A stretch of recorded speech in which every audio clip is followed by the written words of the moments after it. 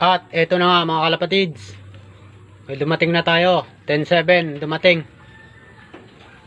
Dalawa ang umuwi sa 4 na ibon.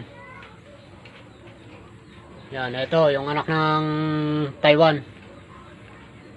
At etong isa natin na blue bar. Medyo hirapan ang pag-uwi ngayon. Unang toss pa lang nila.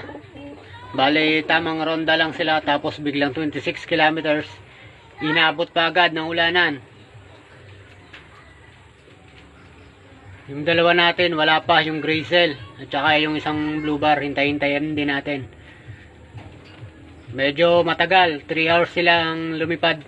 O nagpahinga pa maaari dahil sa lakas ng ulan na sinabana nila. Pero ito tuyo, malamang nagpatila pa sila. Etong isa medyo basa-basa ito.